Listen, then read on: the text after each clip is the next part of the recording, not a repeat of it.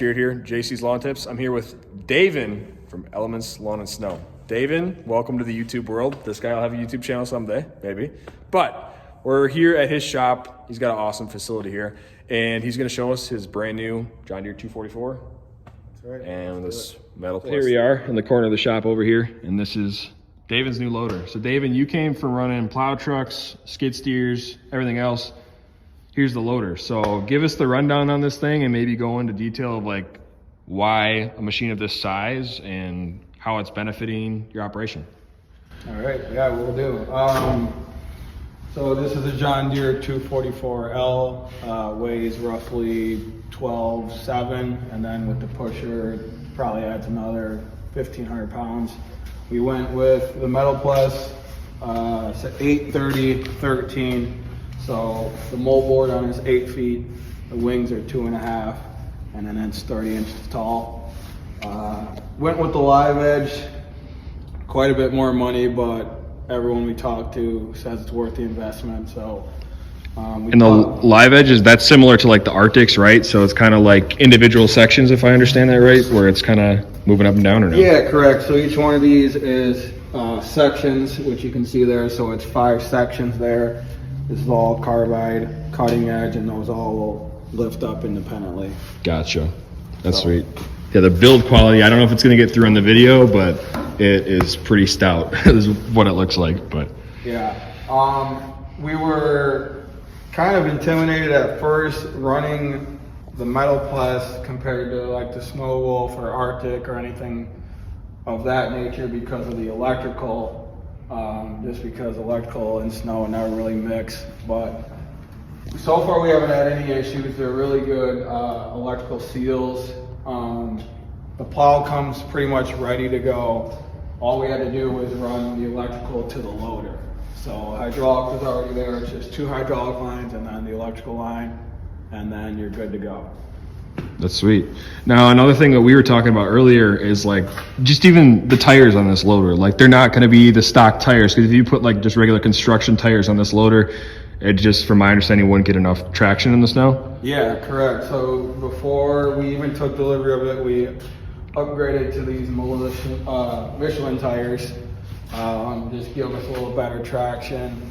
And then going off traction, you bring up a good point, because the size pusher we went with is 13 feet overall, which originally I thought was super small for this machine, but we're in Wisconsin, we get wet, heavy snows, and I would say, my opinion is that is the most this machine can handle is 13 feet. Depending on the snow, if we got all light, fluffy stuff, you could go bigger, but for what we do, this size pusher is the perfect match for this machine. And even at 13 feet, like that's still big. Like yeah, you're still moving a lot of snow. But I understand, like we had talked about earlier, like having a machine of this size, you want to move the most amount of snow possible. But had you had something bigger, it might not have been able to push that much snow. Right, absolutely. And with this machine, it's super important. It's not paired up necessarily with a truck or a skid, so it's for it to be compact and not have a big push on. It's huge, so it can cut out and back drag in between cars and docks and still be able to get in there was a must for this machine. For sure. And then another thing I remember, Dave and I, we talk a lot, but with this machine too, most front-end loaders, correct me if I'm wrong, have a different hookup system than like your typical skid steer. Is that right? Yeah, so the bigger machines will have different couplers. I think when you order a newer machine this size, you can choose what you want for a coupler. We chose a skid steer coupler just so we could use it with all the other attachments we currently have. Which makes a lot of sense. So. That's awesome. And one thing I'll say too is this loader is very tall. Like for instance, that skid steer, that's on a trailer right now. So it's already like, I don't know, 2 feet off the ground. So this thing's pretty tall. You got, looks like pretty good visibility out of there too. Yeah, I think visibility is the #1 benefit to this machine. Is you can see up over that blade and everything kind of in between that. So yeah, We'll give them the in-cab view, but do you have any sort of, you know, offhand, I mean, not to put you on the spot, like any sort of specs, like how high it lifts or how much it'll lift or anything like that, or? I'm not really sure on the specs of what it'll lift. We use it primarily for snow, so. Put it this way, has there been anything you haven't been able to push? No. Exactly. No. So, yeah. That's sweet. I think pretty much outside here, everything's. Looks like they did all LED lights. Yeah, these came halogen. Oh, okay, so you swapped those. So we swapped those out for LED, so that's a little crazy for the price of machine that they put halogen lights on. No kidding. So swapped those out, and then we added LED, you know, safety lighting around it. Okay. But That's sweet. See what it looks like inside. Cab light comes on right away. cab light comes on, door props open there, so you can keep that open if it's a warm day. Sweet. Can you walk us through the controls? What it's like to run one of these things? Yeah. So you can see that you got what, 1, 2, 3, 3 big steps up in the machine. Air ride seats. You gotta have a box of protein bars if you're on a loader. It's a must. Never know how long you're gonna get stuck in the loader. So, for the record, heated cab, right? Heated cab, air ride seat. There's Air blowing right now. yeah, it's pretty much loaded. We added the radio. It did not come with the radio from the factory. And then we have a 2-way radio for talking to the other piece of equipment and crews. Gotcha. So look at this visibility out the front. This is just nuts. This is like about operator perspective right here of what you see. You can see, at least from my angle here, you can see just about everything it looks like. And then if you're looking behind you, you can see stuff behind you. You can see the back of the machine. That's pretty good. Yeah. So I'm just gonna fire this up and kind of run through some controls. When I was originally looking for videos and people, I didn't quite understand how you run the wings, and it always seemed a lot more complicated than it was. But this is your joystick. It would pull up, would lift your boom, and then curl is left and right. On this toggle here, that will move our pusher left to right, and then we have a 3-way switch here. Depending on which one is selected, to control those wings independently forward and back. If I go to the other side, and those go back 180 degrees. That's perfect for back dragging. Perfect for back dragging and getting in between parking spots. That's the benefit of making this thing go down to 8 feet there, is you can get right in between cars if you need to. That's awesome. So now, just even the simpler stuff for guys that, a lot of guys I'm sure don't get to see wheel loaders all the time. So just even the basic driving stuff, steering wheel obviously, Yep. gas, brake. Brake is on the left and gas is on the right. You got another 3-way switch here, which all the way forward is drive, and then neutral, and then reverse on the back there. So you're basically just flicking buttons to go forward. That's right, and all this is done.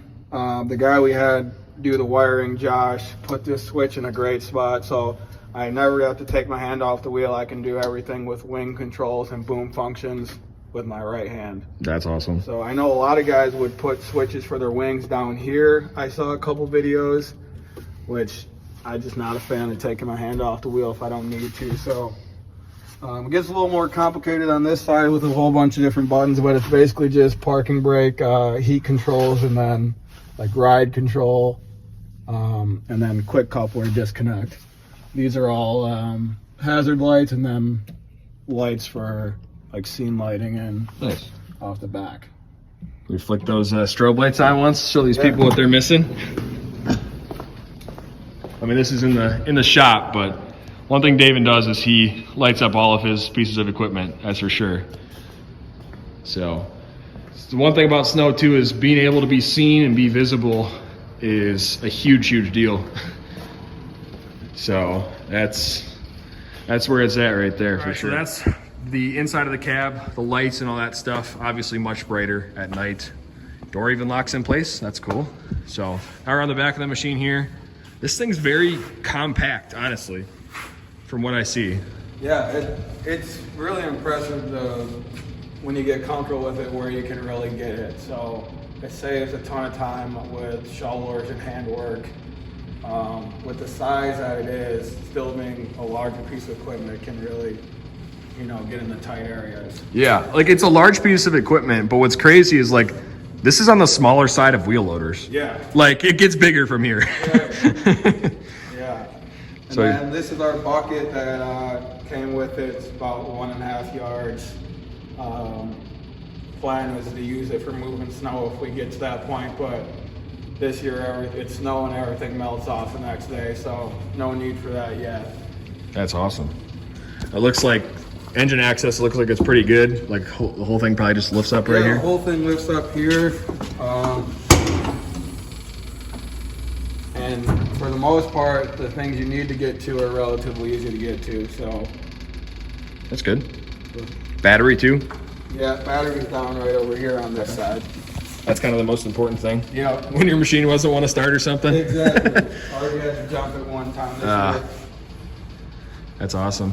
So, and What do we then- got here? This is pretty cool. Yeah, they're shovel mounted here. I do a couple commercial properties where doesn't make sense to send the sidewalk through, so I will hop out and hit the front entries or touch something up. But just have it mounted on one of these buyer's mounts, and then make sure you always add a hose clip to keep it from sliding down, That's genius. because we've ran over our fair share of shovels. These shovels are like $50, $60 nowadays, so I'm tired of running over shovels. Yeah, those add up when you hit a couple of them in a winter. Yep.